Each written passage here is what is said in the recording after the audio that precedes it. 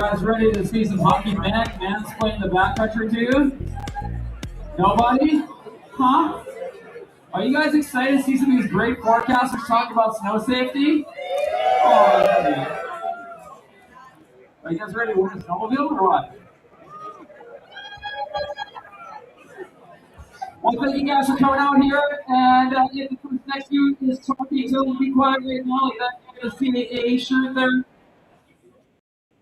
Well, thank you for this, another great evening in Snowpack. You want to start out with a land acknowledgement here?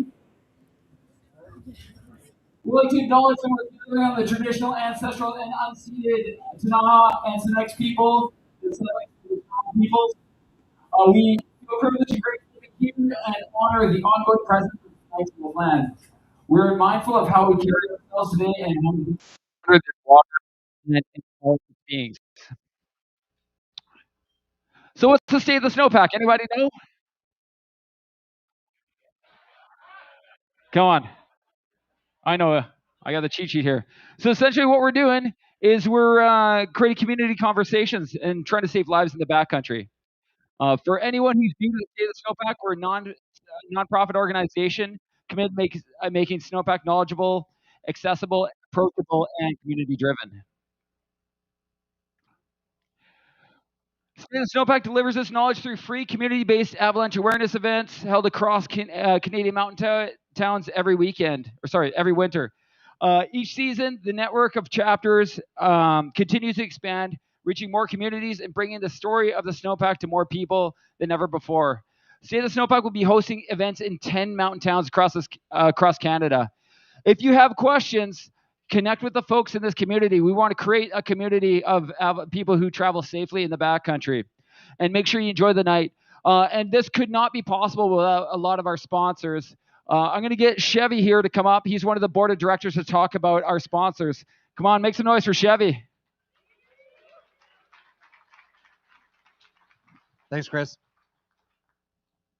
Hey, everybody. Full capacity here, looks like. Maximum capacity. So thanks, everybody, for showing up. Like Chris was saying, I'm Chevy, board of directors. Volunteer position here, and my job has been to make this board a little fuller. Can everybody hear me okay? Hear me in the back? All right. So let me just say what some of these people are doing, because I'd be doing us a great disservice. These guys are giving us money here so that we can make this event happen and we can push this out to the province. This is 10 cities wide across the entire country of Canada, and it started here, right? It started half a block away in Nelson, BC, very Kootenay homegrown. I'm so proud to be a part of this. We can't do it obviously without Arc'teryx, their that bomb-proof gear. Helicat Canada. Not a lot of people know what Helicat Canada is, but Helicat is the industry of heli skiing and cat skiing, and they have been at work since 1965, and really the early stewards of the land. And they gave us money. They wanted to sponsor this in order to show the futures of the industry and make sure that we're actually doing what we can to preserve winters and also that people can get out there and play safe. Polaris, of course, you guys saw this sexy sled sitting out here. Oh my goodness, Polaris gave this sled here for us to, and I'm not a huge snowmobiler, but I can't stop looking at that thing. It's pretty cool. I look at that, I'm like, even if I didn't really want to go snowmobiling, I could probably trade that to a couple of good friends for like 10 pairs of skis that would last me the rest of my life, and that would be pretty awesome too. So guys, jump on the raffle there, because the raffle prices, if you're on that website, you'll see it's actually really favoring a lot, like good odds there. And of course, Hub International, they're the insurance brokers here in town, but they are also sponsoring a few different chapters because it's about insurance out there, and they wanted to make sure that we're playing safe and be that part. Selkirk Snowcat Skiing, again, huge in the industry of cat skiing. They started cat skiing, and they wanted everybody to be aware and be able to be out there and play safe. I can't say enough, of course, about these guys down here are local chapters that have done so much for our community. Everybody here in this room, if you don't know Heather at Village Ski Hut, I got my boots fitted yesterday, and it's just got an amazing job done. Rome. Stogie is a good friend of mine over at Rome. You guys know them very well. And I believe that Sam from Valhalla Pure is in the crowd. We're going to see him later on. He's going to be handing out one of the raffle prizes from Valhalla Pure. A really solid team of, we're so lucky here in Nelson to have the backing of industry people like this. So that's my spiel. And so thanks very much, guys. Enjoy the rest of the State of the Snowpack evening. Thank you. Make some noise for Chevy, our board of directors. And if you're like, oh, there's these big companies giving us money, I wish I could give you money too. Well, I got a deal for you here. So we've got, oh, there's more. And there's other partners. Richala, Kootenai Backcountry Guides, Mountain Men Consulting, She Shreds, The Royal, of course. Make some noise for The Royal. They've hosted this thing forever.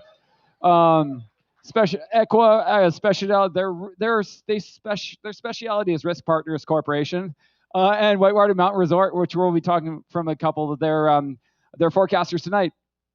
All right, so today's raffle, I've said this a few times, but this is how this thing gets bankrolled. You know, we want to thank Polaris for donating that snowmobile to help keep this thing rolling and keep people safe in the mountains. So make sure you scan that QR code there, win yourself a snowmobile, you throw your new Australian girlfriend on the back, it looks super cool. And then that's going to be, it's an 850 RMK 155 track. I know, right? Think how cool that'd look. Think how cool I'd look digging that thing out as I get stuck every 10 seconds. That's right. And so we're going to draw that one. You have to be 19 or over. You have to be a resident of BC. But we're also got all these great gifts tonight here that local sponsors are giving us. We've got some mini radios from Valhalla Pure. We have a grand prize of a Tracker 4 transceiver that Sam's going to give out tonight. We got 2 seats at Endless Adventure for a raft trip. We got a White Grizzly hoodie, Backcountry Guides touring hat with a 15% discount on an AST course. Oh, you like that? You should take that, Wishy. Yeah. Some Zeiss goggles with prescription inserts, so you can see how cool I look digging that snowmobile out. And so make sure you scan the QR codes. We're going to close this one here at intermission. This one's going to be going until April 4th. Okay, so this is available all year. You buy more, better chances to win.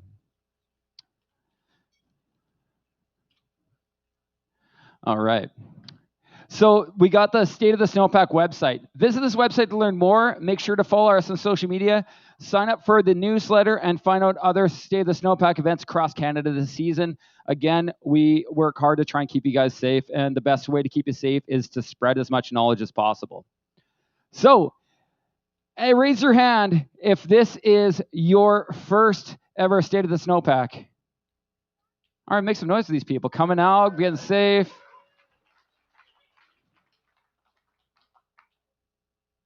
Raise your hand again if you've been in the backcountry since the last day of the snowpack. A couple of people, right? Look at this. I imagine it says up there. It'll probably look pretty cool. Okay, now this is a big one. Raise your hand if you submitted a min report to Avalanche Canada this season.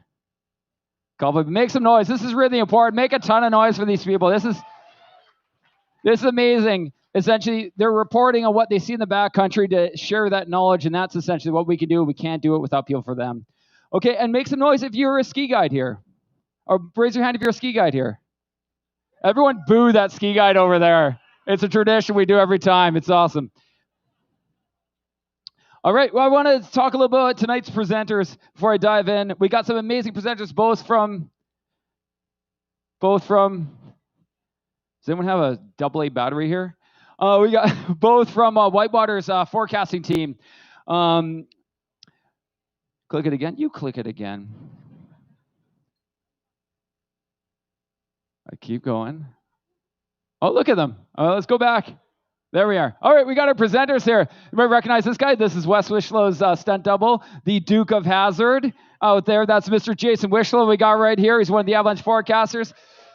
Mr. December in the CAA Hunky Forecasters calendar. And who else we got here? Oh, wait. Mansbridge, you're about to get fired here. Okay, let's keep that there because it's not working. We also have a great, another great asset to the CAA And another great forecaster, we got Mr. Douglas Noblet here.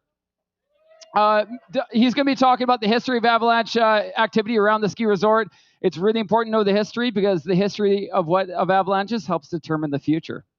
All right, so without any further delay, let's get this hot piece of meat up here, Mr. Jason Wishlow. Make some noise for him. Thanks, buddy. Let's see if I can have any better luck. Yeah, I can. There's Douglas. He's presenting after me, and I'm really looking forward to his presentation. So, okay. So the current state of the snowpack. Before I start, this is our second kind of live presentation in Nelson after we lost Judson. So I just want to say I sure miss him every single day. So here's to that guy. We love you. So current state of the snowpack is changing rapidly, regularly, and it's full of crusts. That's what we've got. So it's either pounding snow. This is a picture, hard to tell. Loose, wet avalanches from atmospheric river events, and then beautiful, nice rays, sunny skies. Thanks for Wendy for that photo. Came from today. It was pretty nice light up there. So this is a graph we like to show every single time. So we can get relation on where we're at in our current snowpack. This is weather station, Snowpack. They take readings from Redfish Creek, and we are this blue line right here. So this is historical, and you know, like our minimum. But right now, where we're at, we're way better. Historically, we're one of our better seasons. I was talking to somebody and like, you know, since they put this weather station in, this is in the last 25 years. So looking really, really good. This is the amount of snow or the water that the snowpack is holding. So not only, you know, like we've obviously had some challenges up and down, but we are seeing a significant amount of snow, and we're also seeing a lot of water being held in the snowpack. So that's going to be really good for us when, you know, June comes around and July and we're 35 degrees, you know, like that's what we want to see right here. So super, super stoked to see that up right now in Redfish. I think we're 120% of normal in our snowpack currently in the West Kootenay region. So, but 1 degree Celsius off again. And we're just on the high side of temperatures on a lot of our pre-Christmas storms. Many, many millimeters fell as dreaded rain. I hate to say that word, but instead of snow. But you know, you got to count what we have, and we've been blessed with a lot of centimeters. But those atmospheric rivers definitely, you know, being a degree or two on the wrong side of it hurt us.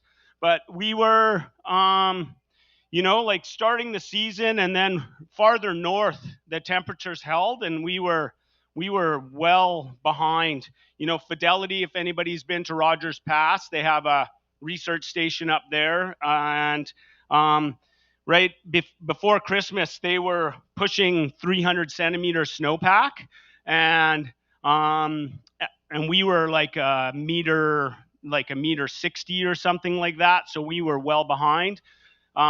Today we're like only like 30 or 40 centimeters behind. So West Kootenay's temperatures did turn in our favor, and we started receiving a lot more snow and looking a whole lot better. So, but we were on a repeating pattern of atmospheric rivers that had freezing levels to 2,000 meters plus. Top of Whitewater, about 2,050 meters, top of Raven. So, you know, in that range, everything below, we were receiving a fair amount of the wrong kind of precipitation, but then the tables turned and we were looking pretty good. Well, so notable storms, how did we get here? Late November, early December, early season snow. We were hopeful, then unseasonably warm, lots of precip, again, wrong side of the temperatures. And then Whitewater had to delay opening because of lack of snow at lower elevations. Upper elevations above 1900 meters, we were doing fine. But below that, it was just a little bit too warm and we were really, really suffering. And then again, cooler temperatures just north of us where the snowpack was building rapidly and we were hoping to catch up, which we did. Notable storms and layers, early December to Christmas Eve. For some reason, my picture, there we go. December 10th to 24th, we had 167 accumulated snowfall, which is really, really quite good in that span. That's, you know, like a couple weeks, and 167 centimeters are the storms that helped us turn the corner from when I was standing on this stage before Christmas. And then, you know, things were looking pretty good. Many millimeters were not counted in this because they did fall as rain, so didn't accumulate in centimeters.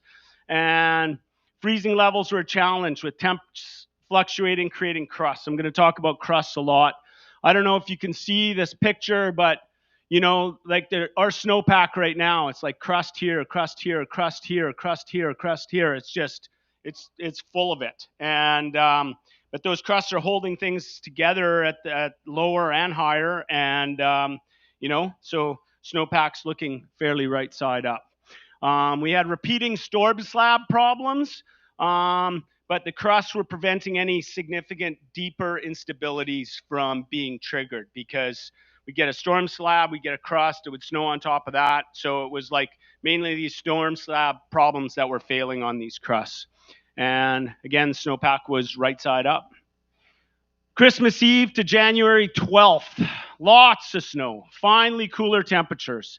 From December 24th to January 12th, 157 centimeters more snow. So that's 3 meters accumulated snow from the 10th of December right through January, which is outstanding. Temperatures were cold and the POW was on. I think we all got to get out there and everybody was super, super stoked that we were out there skiing. We had a 5-day high pressure, colder temperatures, created a January 1st surface horror and some surface facets. You know, surface facets are, you know, likely not persisting. Surface horror spotty in our area, but this layer initially was producing skier triggered and natural avalanches in the last 2 weeks, and it was a layer of concern. We're going to talk about it after on the AvCan, still calling it a problem, and it's something definitely to pay attention to. It's just where it's sitting is a little bit difficult to and challenging to predict. Lots of wind, west, southwest winds with these continued storms came in, and it was loading start zones, building some storm slab. You know, this is picture from early January here, and that's likely failing on that January 1st surface horror, just shedding. This is an acidophilus just in the backside of going into 5 Mile.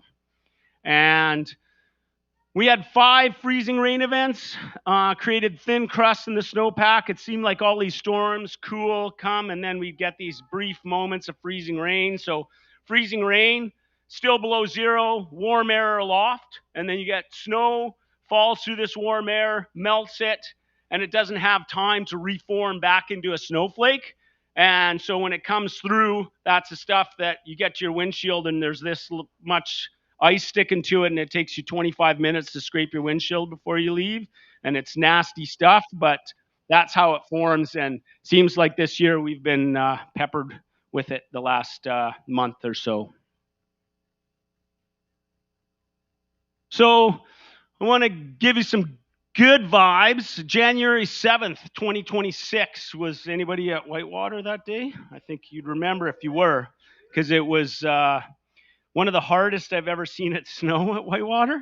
We had 8 centimeters overnight and then 24 centimeters in 7 hours over the day. It just unleashed and it just chacked, and it was beautiful. So this is our marketing team up at Whitewater took this video, and how hard it was snowing and blowing, and all day it just kept, the refresh button was on, and tell me how good that looks. So, but nobody panic, even though we are where we are. I'm sure we're going to get back there again, and we're all going to be shredding pow. So, good things. And unfortunately, here we go again. The snow was good, the temps were cold. Could it be that we finally put the warm behind us? Not so fast, because more warm weather was just around the corner, and it came here a couple days ago, and once again, it's changed everything. The roller coaster ride continues. So January 13th, another rain event. Whitewater took 10 plus millimeters, freezing levels to probably 3,000 meters is what they were calling for. It's hard for us to predict because Weimar Peak ends at 2,400 meters. So, but it was up there. January 12th, freezing rain crust that had formed was breaking down with the warm wet, with the rain trickling on top of that. And Whitewater was a max of 3 degrees Celsius, and we suspect that went all the way to 2,400 meters. And we had a widespread natural cycle of wet slab and wet loose avalanches to size 2.5. Again, this is hard to see this picture, but like all of this is just like wet debris, and there's crowns all up through here, all up through here. It was, you know, and I just want to highlight what happens if you're ever out and it starts raining. Take notice. And we all hate when it's you know, when that happens, but it does happen. But highlight that change, because it is incredible how fast rain will destabilize a snowpack. Incredible how fast it'll destabilize a snowpack. And you need to be acutely aware of a lot of changes, but that change in particular, you know, because you can really get caught, because the world can start falling down in a hurry once it starts raining. January 14th, that's today. Cold conditions, refreeze yesterday's warm snow, and guess what? We have another crust. Woohoo! And today it felt, and maybe, you know, like towards the weekend again when this rebuilds, we'll talk about some weather, but we're kind of, felt more like a spring diurnal cycle, you know, where it warms up in the day and then you ski some corn and then cools down and freezes into a crust, and, you know, you show up and start skiing at about 11 o'clock waiting for the snow to melt. But it's January, and I wish we didn't have to do that. But that's kind of where we are at today. So our notable layers right now, I'll go from the top. We got a melt freeze crust at the surface. We don't have a date on this yet, because remember, when you're looking through things, if you see a date, it means that's the date it was buried. So we're not going to, you don't date a layer the day it was, when it was formed. You date a layer, you know, so if you have a surface hoar building, the day it's covered with snow, that's you're going to be your date. And that's how we talk in this industry.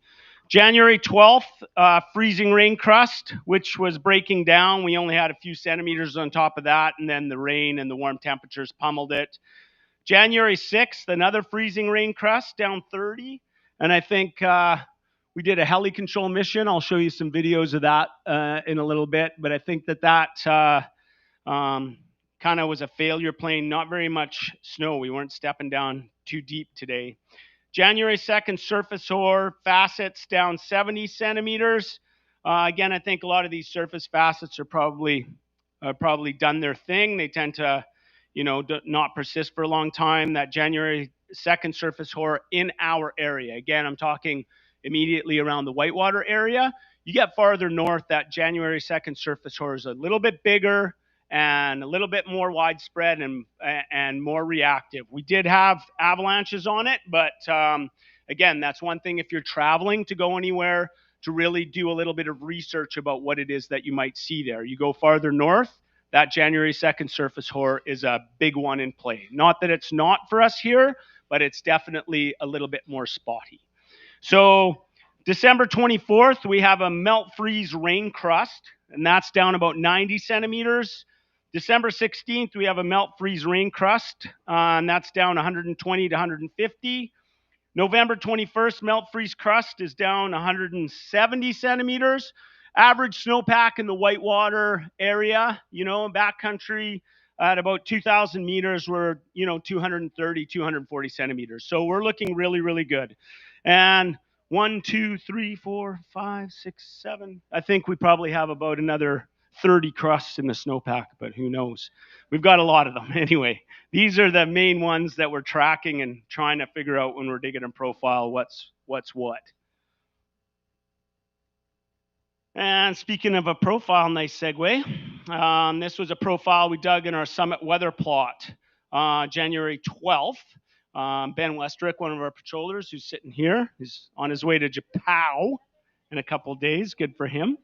But 1,950 meters, our weather plot. It's a kind of a northeast aspect. 230 centimeter HS. They found the January 2nd down 70, and it did show a few propagation likely results. The load is increasing over that layer. Again, several crusts sit above it. So it's preventing any, your impact bubble or even large loads from stepping down and creating larger avalanches on that layer here where it exists. Generally a right side up snowpack. And for people that don't understand what that is, when I talk about right side up is a really, really good thing. And we talk about our resistances. So if you look here, we've got strong kind of pencil snow that goes pencil plus or knife with these crusts. And as it works up, you don't see like significant weak layers in the snowpack that can be affected really, really deep, which is obviously, it makes us feel good. It's not that you don't discount those layers, but when you have a lot of well-settled, solid snow, that's a good-looking snowpack for sure. As far as the Kootenays, but it's the sign of the times. It's the way we're going. This is, maybe a little bit more of a coastal-looking snowpack, but that's the way we're changing. Here in the interior, we're getting a lot more of these warming events. We're getting more, rain, rising, freezing. So, the consistency, we'll still get that nice cold blower pow, but it seems like it's mixed. So things have definitely changed in the last little while from what a lot of us have seen who've been around and have been following it. And again, remember, I'm gonna preach spatial variability, and I think it's a big one this year, but we're still monitoring those lower weaknesses, but specific to Whitewater, farther north, that January 2nd was far more, it was more reactive, producing bigger avalanches. And remember that spatial variability, because it's like that here, you don't have to go very far. You can go just up towards Baldface, you can go up towards Kokanee, or you can go just south towards Kootenay Pass, and there's a good chance you can see different things. So please have a look, try to read the MIN reports, look at the reports on the region and try to, listen to what I'm saying here about what to look for if you're headed out of the area to go touring other places.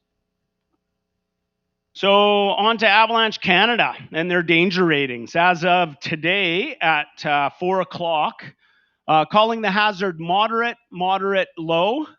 Tomorrow, expected to be low, low, and Saturday expected to be moderate, low.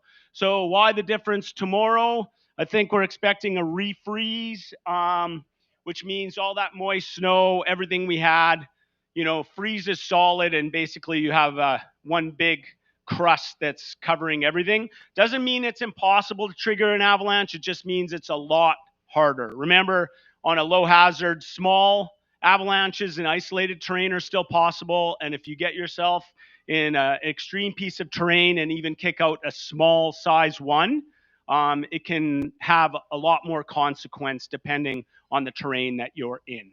So avalanche danger will drop as temperatures drop, and it's uncertain how quickly buried weak layers will recover. So we're just going to follow this new crust, and we're going to take our time moving forward and wait for snow. The problems they listed, number one was wind slab, number two, persistent slab. So I'm going to talk about the wind slab first. And wind slab may be present in areas where the crust hasn't formed. You got to think, when it rains like that and then forms a crust, how does wind slab form? By the wind depositing snow, right? And it stiffens it. But if there's a crust on top, it just limits any snow that's available for transport. You have no snow available for transport, you're not getting a wind slab. But in certain areas where this crust isn't present as you're traveling through, and now especially like if there is dry snow that loads into a place, it could be very reactive on this new crust. So watch for freshly formed wind slabs. We have had quite moderate, strong, like I say, west-southwest winds. And then the surface hoar. January 2nd, I'll keep talking about it. Spotty in the Whitewater area. Was present, did produce avalanches, but more prevalent just north of our location, where it seemed like it was bigger and it was definitely more widespread. Yeah. Avalanche Canada, avalanche and snowpack summary. So freezing levels above mountaintop and cooling temperatures forecast. The surface crust is expected to form. Yes, I can 100% guarantee it formed today. In the high alpine, up to 40 centimeters of recent snow has been redistributed by strong southwest winds, and that surface hoar layer, again, 15 to 120, depending where you're at. South-facing slopes, there is a sun crust in place of that surface hoar layer. The remaining snowpack is generally well bonded, multiple crust layers present. Crusts. And avalanche summaries recently, avalanche control several 2.5s. Kootenay Pass with their GAZX, temperatures came up and they were able to initiate large avalanches. And Monday and Tuesday, high temperatures caused a natural avalanche cycle. Whitewater, we saw, northwest to northeast aspects, size, 1 to, definitely 2, maybe 2.5 avalanches. Wet slab in training, becoming wet loose or wet loose avalanches. We had, significant avalanche cycle. Today we came in and I'll see a picture of it, but Dog's Leg, for folks that know where that is, in Weimer Bowl above Whitewater, ran size 2.5 natural. And it started mid-slope, kind of a small slab feature, broke loose, believe it was wet slab as the temperatures came up and probably took some rain. And then it just shed itself and it ran, definitely mid-path towards the bottom. So it was quite a big avalanches.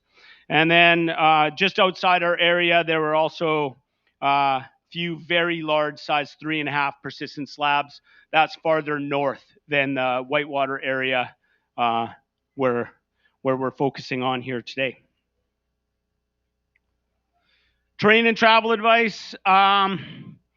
Activity is unlikely when you get a thick melt freeze crust, but it's not impossible. So again, like I say, watch for any places that you could find some slab, find places where that crust isn't present, because there's always the possibility, if you hit the right place, that isolated terrain feature, you could trigger an avalanche.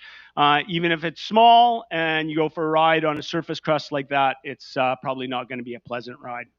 And be careful as you transition into wind-affected terrain, and always be careful as you transition into wind-affected terrain. Our weather summary. So it's hard here. This is not showing up very well, but see these purple blobs up here? These purple blobs are warm air aloft. And our day, this is the weekend, so we have more warm air aloft. So we're looking at temperatures cooling through here and then climbing up again in the weekend, freezing levels, more of that kind of spring diurnal pattern, probably warming in the day, freezing overnight. And there's another one right here as we come into Monday. So I think when Avalanche Canada, their forecasters are looking at this, you're looking into the future, and we're expecting, like we might get towards the weekend and see more a chance of loose, wet avalanches, that crust breaking down in certain locations where it's not as thick, and maybe being able to initiate deeper instability. So when we have warm weather like this, again, it's another big red flag. If the temperatures are going up, please be aware, because avalanches are going to move into, likely to very likely terrain and easy to initiate. This is Environment Canada's long range forecast. And nice thing to notice here, this is temperatures. This is valley bottom for Nelson. So with an inversion, it doesn't really hold what's high in the tree line alpine elevation. So cooler down here, but at least precip. And if you're looking, this is the 24th, 21st, 22nd, 23rd, 24th. Looks like at least maybe there's a bit of a pattern shift there, because this is our precip. So no precip for about the next week, maybe a little bit longer. And then it looks like things are going to slowly start to change. But if we can get into that pattern. We typically have a cold spell in January. I mean, we haven't really we had 4 or 5 days of kind of cold weather, but normal winter. I would expect at some point that it's going to start to move in.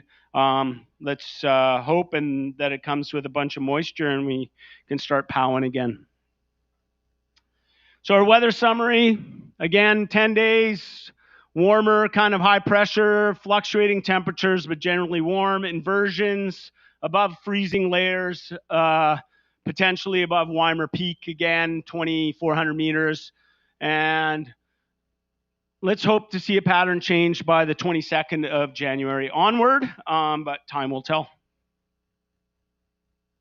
So the confidence for AvCan is moderate, and it's when you're reading the bulletin, pay attention to the confidence, because it gives you an idea of where the confidence or where the certainty lies. And if they have high confidence, you can hang your hat that they're pretty sure. But today, moderate confidence, because it's how quickly the snowpack's going to recover from a recent rain events and these crusts and gain strength.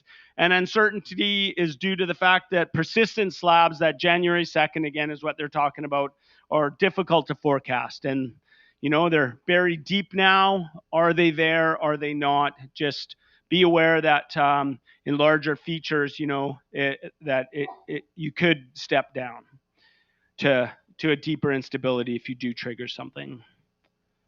So notable avalanche events. I just want to talk about a couple between and Hummers before this happened. This was on the 7th of the crazy storm day, the day after. We had a skier came for a ride. They were doing all the right things, skiing in partners, but the skier triggered a slab between Hummer A and Hummer B. Both Hummer A and Hummer B had run previous, 2 days before. But significant wind, significant storm snow had reloaded.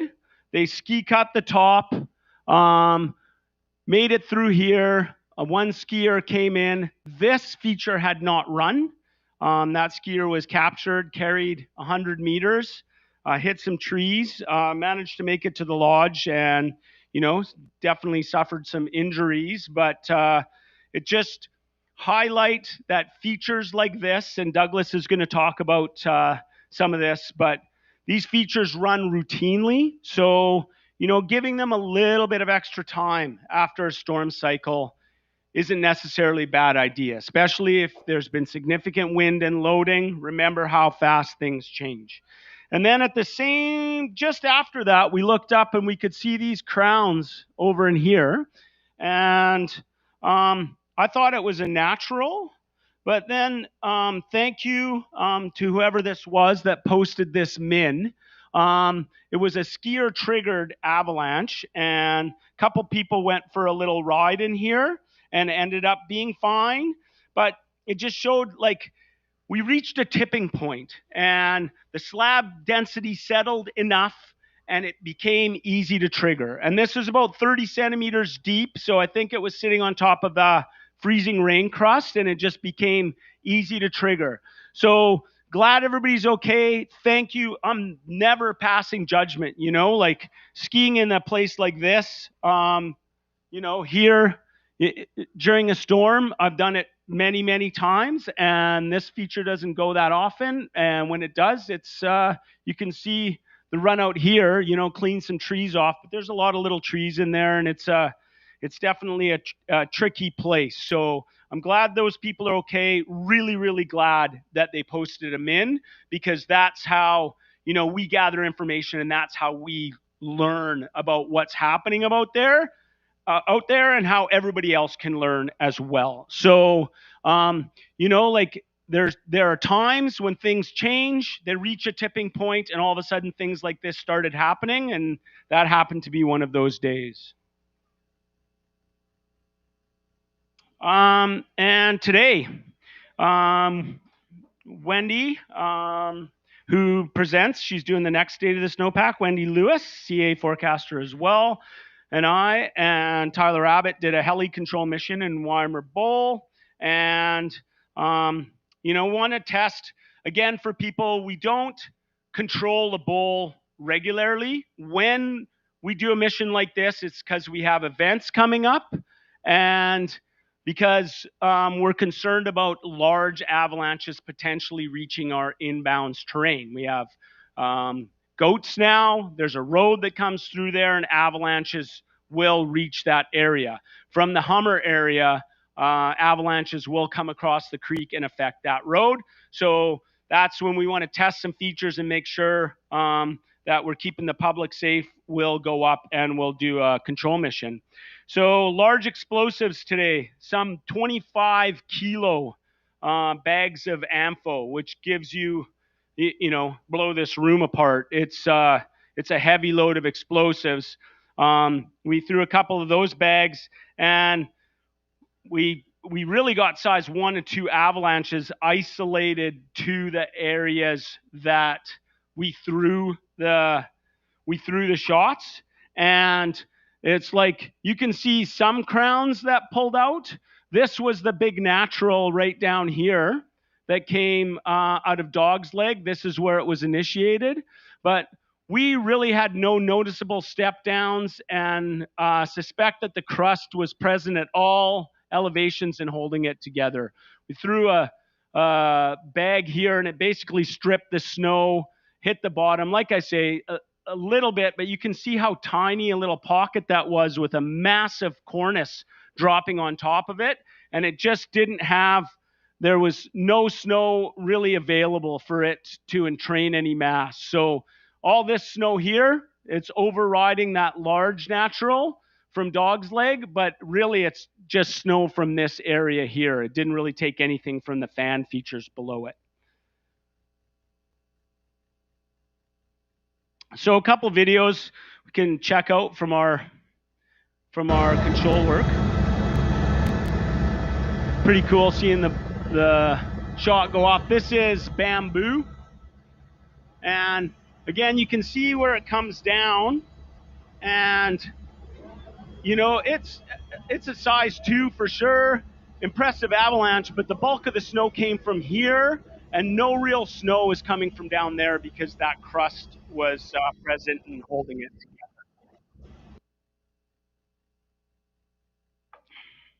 And then one we threw on Hummer face.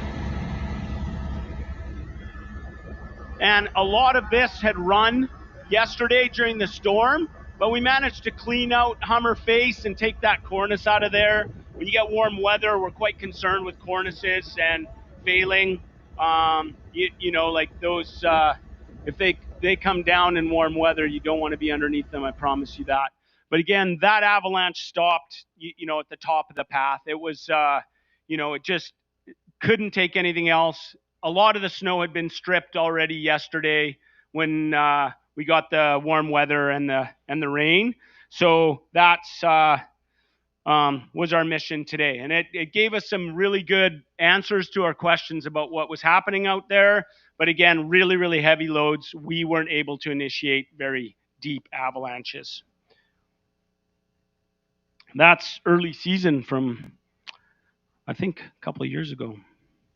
Does anybody in the last little while have any avalanche info, any stories bring to the table? Okay. If you do want to share, we're always available because we love to talk avalanches, that's for sure.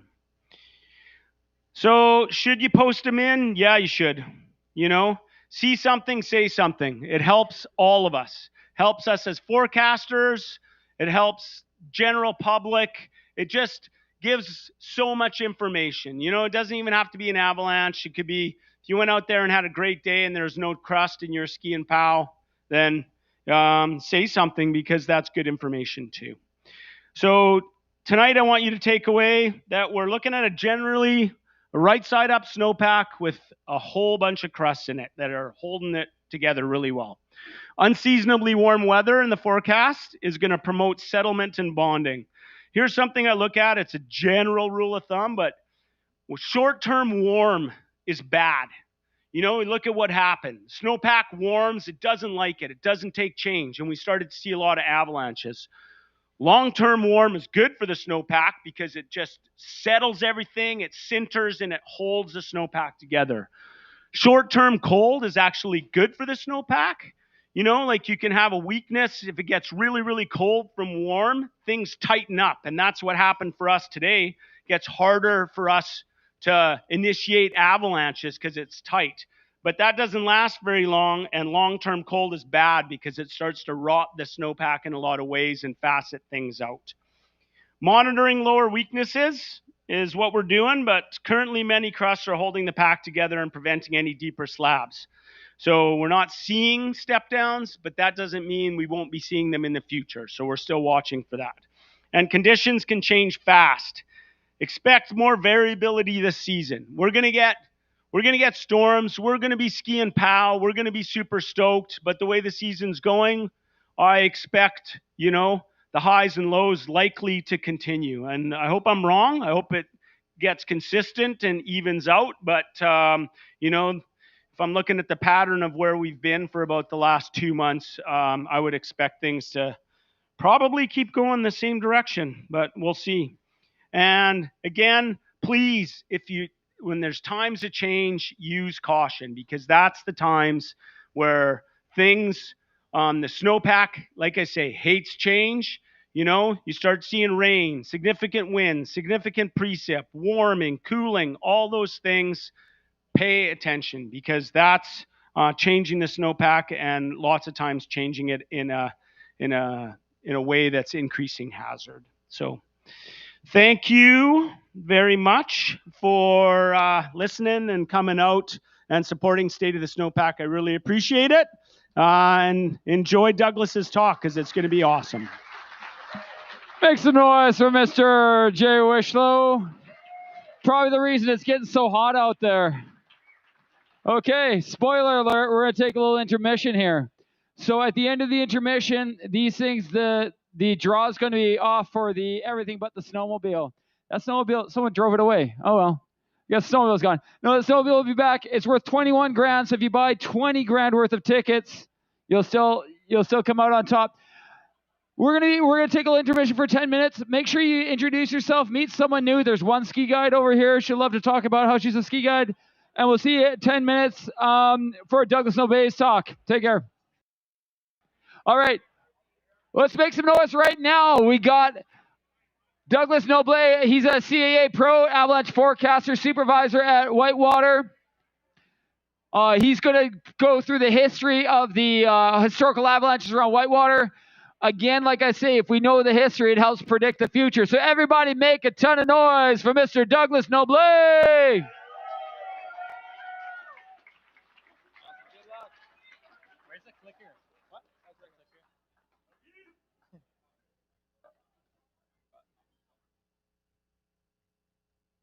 All right. Thank you. So the slideshow I have for this evening, through some of the avalanches, some notable avalanches in the last 55 years probably, near misses, accidents, and some other notable avalanches. This is a fun photo from 1974, before the ski hill. August, exactly. So you can see the Raven chair comes up here now, Silicon chair, Day Lodge would be down here. And a few of these photos are blurry. They're from the museum scans. 1971 heli skiing in Weimar Bowl before the resort. The first avalanche of note here is April 1972, before there was a Whitewater. This was a heli ski fatality. There's about 40 centimeters of snow sitting on surface ore. And that day temperature rose. It was a heli ski group. 2 people deviated off the route, and one person triggered a size 2 persistent slab. It was about 60 meters wide, 40 centimeters deep, and 100 meters long. And it happened, it's hard to see here, but in Memorial Gully right here. So if you know Whitewater, our boundary now comes right over here. And so the avalanche was triggered kind of right in the choke of Memorial, size 2, and buried 1 person. Reading through some old reports, the rescuers were moved by snowcat and heli. But what's interesting is they did some probe lines with ski poles and pine snags. This is in the notes here. The second fatality, and the only 2 fatalities of Whitewater, this one is from 1986. White Queen. As a party of 2, they're touring. They did a first lap on the lookers right here of White Queen, so the lookers right path. And on the second lap, the first skier, they had a few turns from the top here and ended up down in here, and the avalanche ran to, we have our Nordic trails kind of down here now. This was about 75 centimeters of snow had fallen the previous 10 days. Lots of wind, high freezing levels, and this was a size 3 slab avalanche. It was only about 20 meters wide, but 75 centimeters deep. And the bed surface was crusts and facets.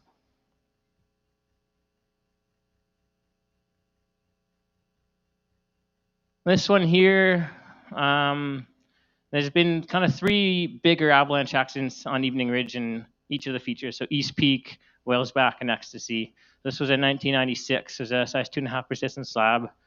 There were 2 burials on this one. As a party of 3 skiing, and you can see up here, this party member was able to ski off the side, but these 2 were caught and ended up at the bottom down here. Subject A was buried with the face exposed down here, and then subject A was under 1.5 meters of snow and buried for about 20 minutes. And when the person was pulled out, it had a snow plug, blue face, but started breathing when the airway was cleared. And what's interesting on this one is there's another party that was skiing this line, and for those that have skied Whalesback, is kind of we can call maybe the safer line right here, that responded and started digging these people out here. So separate party was first on scene, and then Whitewater at the time responded as well. This one here, I think Wishy did a presentation on this one, was that 3-4 years ago up here. So this is just one quick slide, but 2018, Ecstasy, size 3 persistent slab. There's double femur fracture, pretty serious injuries. Skier 2 turns in up here and got dragged down about halfway down. Was not buried, but hung up in trees. And then SAR and Whitewater Snow Safety responded. And this subject was barely evacuated before dark. You can see this photo here was the subject being picked up by the winch helicopter from Vernon, squeaked by at dark, basically.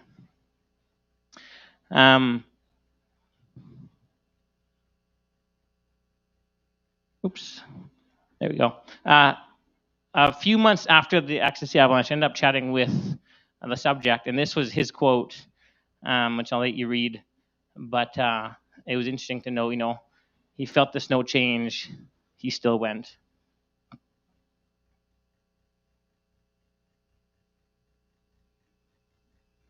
So trust your gut. This one here, let's see if it loads up here.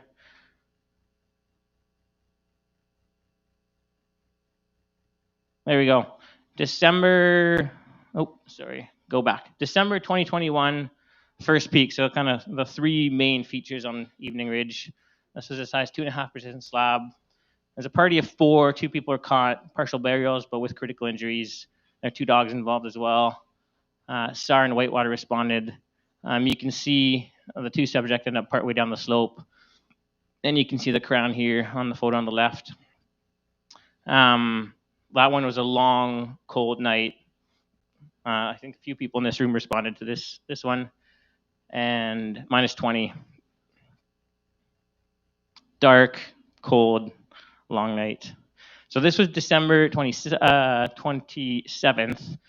And then December 31st, a few days later, Whales Back went size 3.5. And it's hard to see in this photo, but you can see the crown running from the top and all the way down, all the way to here. And it ran through 1, 2, 3, 4, all 4 paths. As triggered by a solo snowboarder with a dog. Multiple people were in the area. A group got dusted right on the edge here. There's a group below this trail and that had avalanche debris come on both sides of them, somewhere down here. SAR was called, but no one was involved, luckily, because there were initially reports of 8 or 10 people that could have been involved. Luckily, no one was.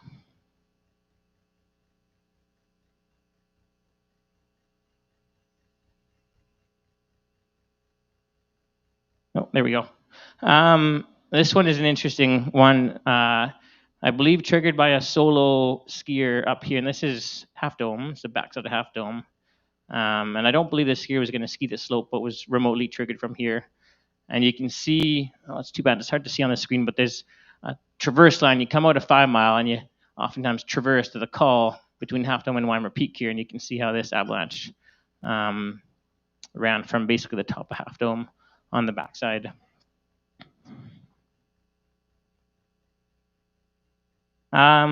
This was an interesting event. It was the winter of 96, 97. Size 3.5% slab, controlled from the snow safety staff, and it dusted the day lodge. So the notes I have here is the same winter as the Silver Spray accident, for those that remember. Big avalanche in the Kokanee area. There's a 1 kilo hand charge pulled, and I believe this photo here is of the crown. You can see some people, tiny little people standing on the ridge up here. Triggered a big avalanche. It stepped down a meter and a half below ridge crest, and it ran down both Prospector A and B shaft, and it ran to the creek at the bottom of the Hummer, and it sparked the transformer, and the lodge was dusted, so it sent people running at the lodge. This video here is the same path running in 2024, and you don't see much for an avalanche, but the audio is the fun part. Hey, how you got up on that? Looks like pretty wide effect here. Oh my God! Run, guys! Run! Run! Yeah, come to Vic. Get Vic.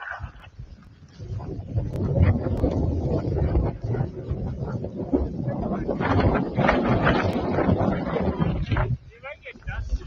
You might. So you don't see much in that video, but they were standing about where the debris came to in 96, 97. So you can see why. Well, I don't know why they were standing there actually guarding, but they got out of there. This was an interesting event. So January 1998, size 3.5 to 4% persistent slab, and it just about took out a snowcat on sluice box. So sluice box was closed that night, so the team kind of knew conditions were pretty touchy and could go big. The snowcat driver had been told not to groom sluice box, so you can see sluice box right here or here, and he still went up and groomed sluice box. And at some point in his night, he was working probably like right over here, and he sees it's dark, right? He got the big groomer light, and he just sees the rope line shaking. And it's like, oh, what's that? And then out of the night sky and the mist, he sees this big root ball come out. And what it was this big avalanche, and it came, and they had cleared the trees already in this photo here, but you can see size 3.5 to 4 foot trees across a good chunk of sluice box. And so this corner here used to be quite a bit more treed. Some interesting notes here is they put about an acre of trees were cleaned out. A bunch of trees were put on sluice box. The hill was closed the next day. The team ended up doing control in the bull with pretty limited results. MOT went and bombed Evening Ridge, and it sounds like it went about 2 kilometer fracture line and dusted the road. And then for those that have been to Whitewater, when you're driving down the hill, you cross the bridge on your way down, and maybe 300 meters, there's a little pullout on the left, and if you look, there's the bear chutes, the first chute. And this, it was the day after this, the bear chutes ran from the low side of the road, buried the creek, and put about 4 meters debris on the road, just below the bridge. It's a big avalanche.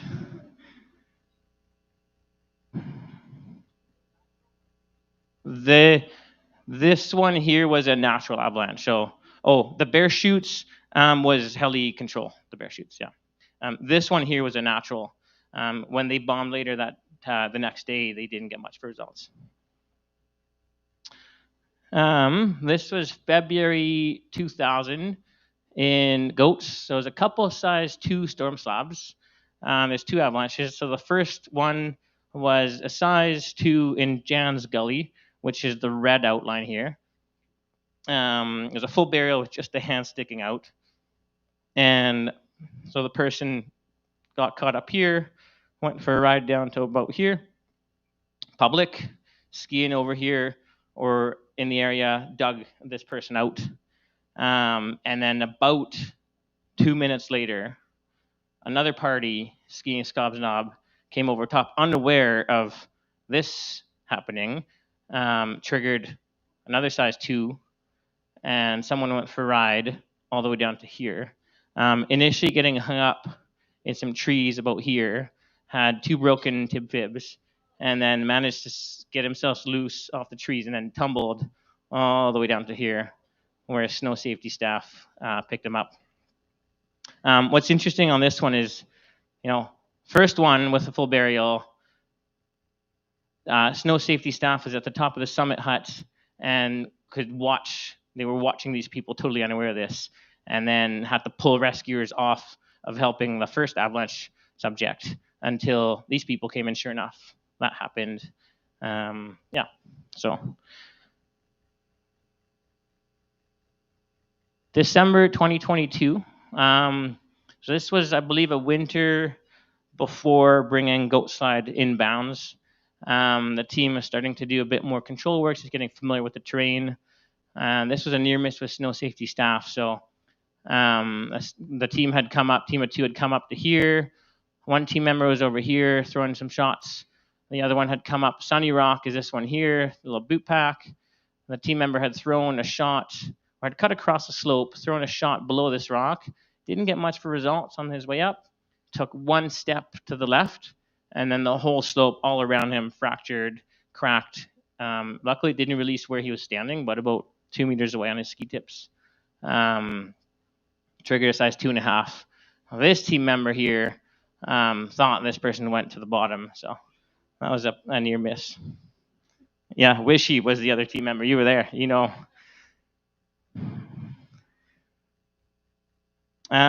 January 2024 in Goats. Size 2 storm slab. 1 person was involved.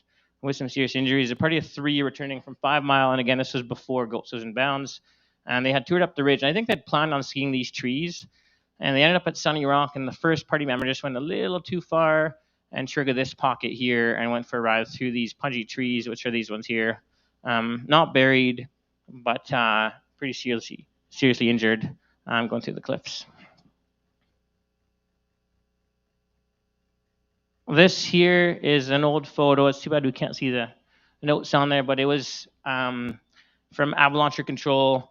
If you look closely, this is bamboo shoot here, and you can see a person standing there, and there's a rather large crown. Oh, thank you. Yeah, so here's another photo of Goat Slide. This one's hanging in our office at the Day Lodge. And 1990 is the year. Obviously, big slide. Wishy, do you remember if this was a natural? I believe it was a natural. Yeah. Here's a fun old photo. 1980. So over the years, there's been Avalanche used at Whitewater from about 75 when the resort opened to the early 90s, and then again from the early 2000s to about 2013. It's basically a big potato gun, launches explosives into the slopes.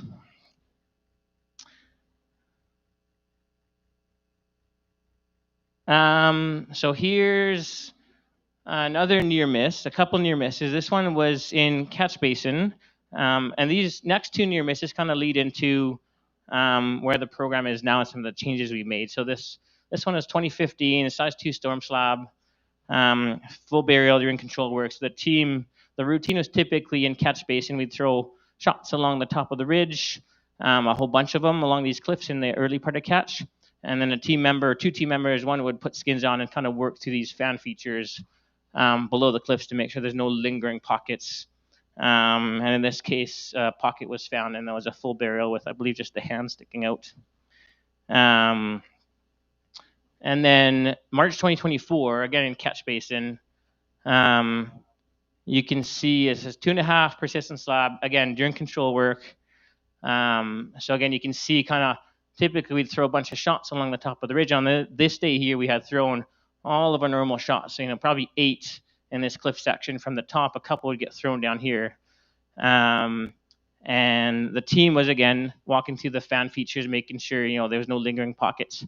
And they found a big lingering pocket. What's interesting here is you can see, if you look closely, right here, there's a bomb hole. So a shot had been thrown right here and did not trigger anything.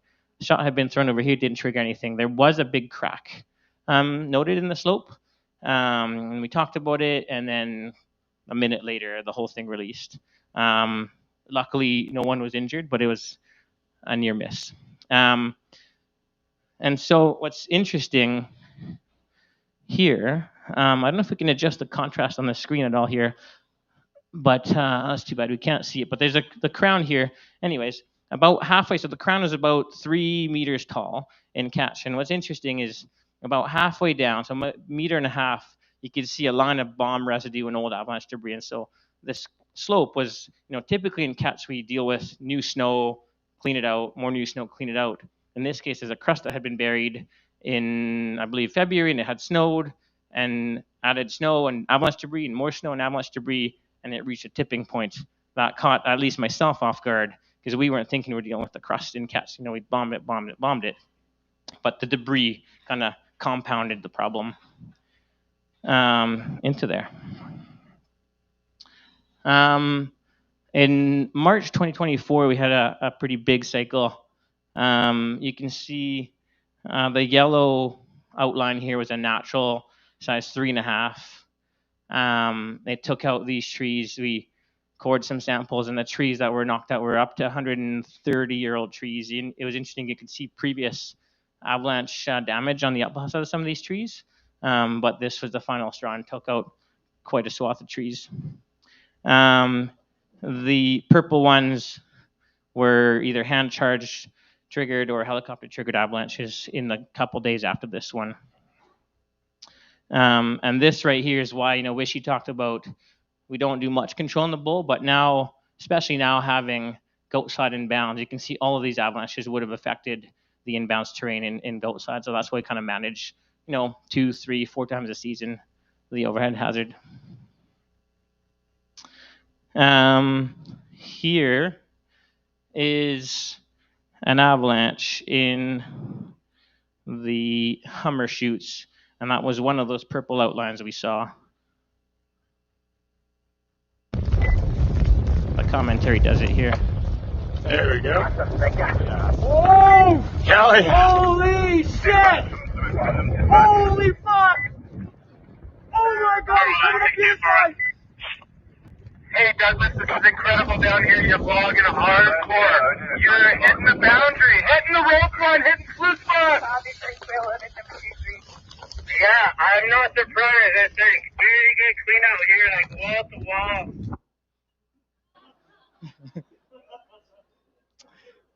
This video is awesome. So you can see this photo on the bottom left isn't from the same day, but you can see some large crowns, over the years. You don't see them very often, but when the conditions line up, the crowns sometimes, get to 2 or 3 meters deep. You can see here, you probably all know the bench. So this is Weimar Peak here. And this was, again, March 2024. This was probably 3 meters deep. It was, I believe, Wishy dropped the charge on this mission here. Tyler Abbott, yeah, cool. You were with them, I think. So yeah, big, right on the bench feature, which often I think we think is maybe a bit of a safer line, but in these conditions it ran.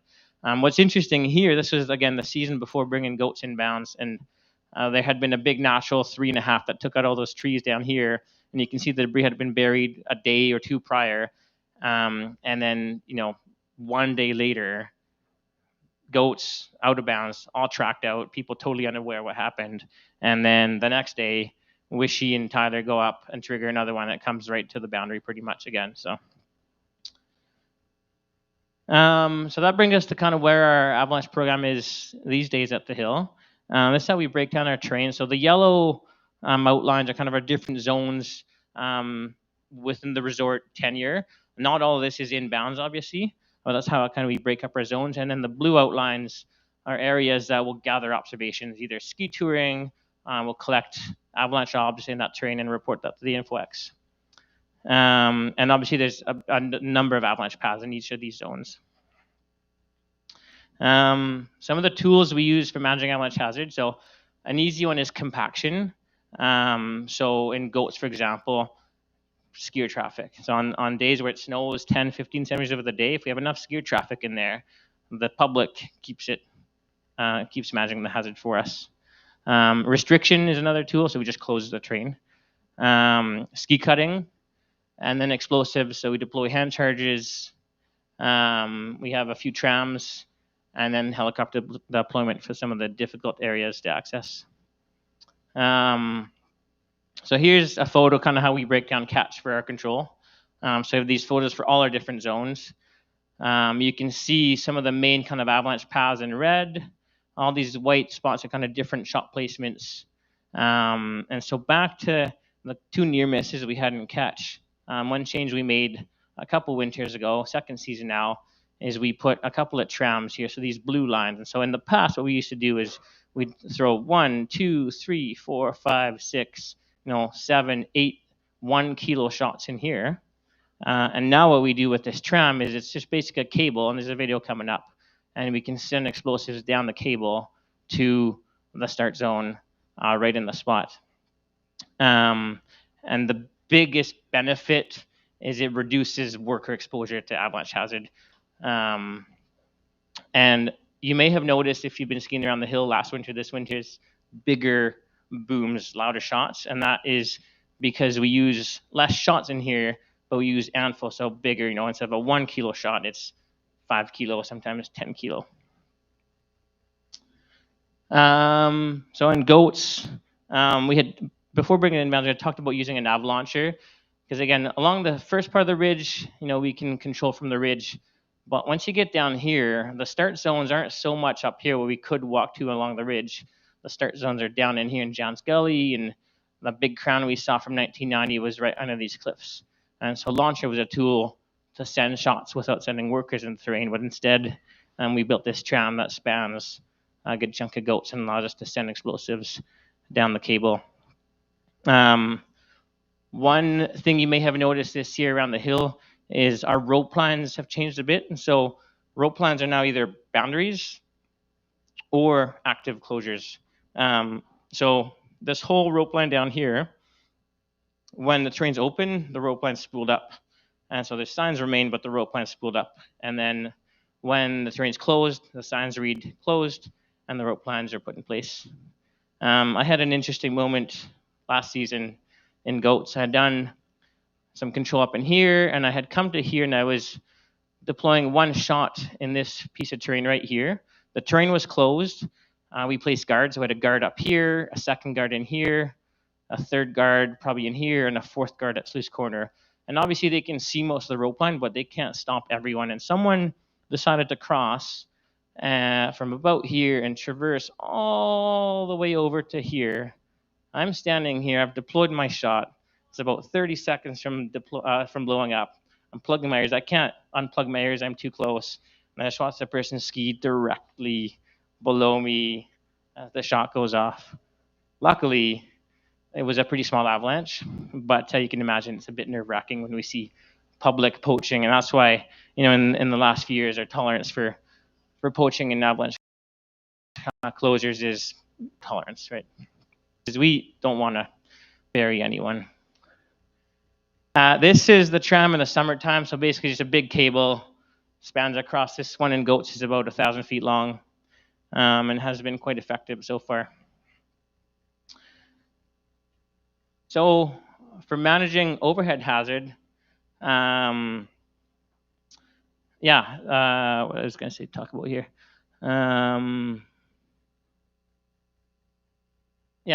We do this, a few times a season. When there's events coming up in the bowl, we'll do some heli control. Or, as you can see, the big avalanches that come to Sluice Corner and into Goats don't happen very often, but they happen often enough. And 2 or 3 times a winter, we'll go and pick away at some of these cornices in here or in the Hummer chutes. And again, it's not to make it safe for people in this terrain up here out of bounds. It's to protect our boundary and reduce the likelihood of big avalanches coming down.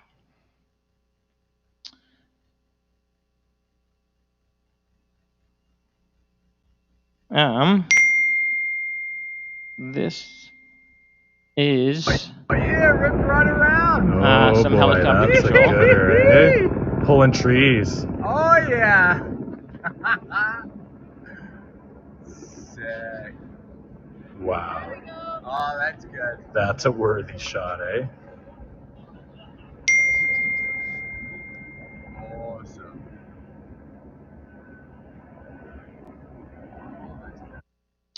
Yeah, so again, not very often, but every now and then, the Hummers and Weimar Bulls where we'll use this tool.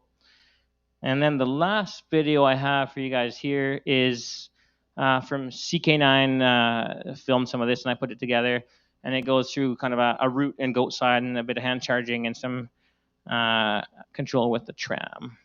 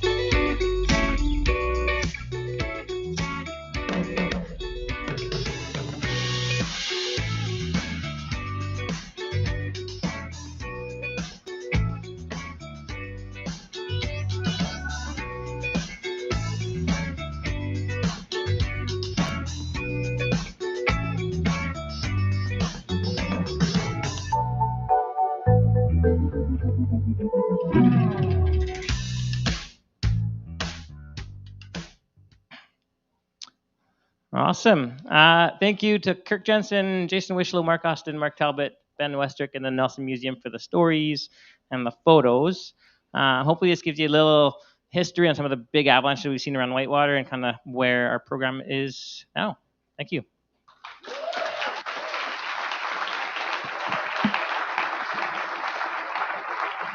Thank you. Make some more noise for Douglas Noblet, everybody.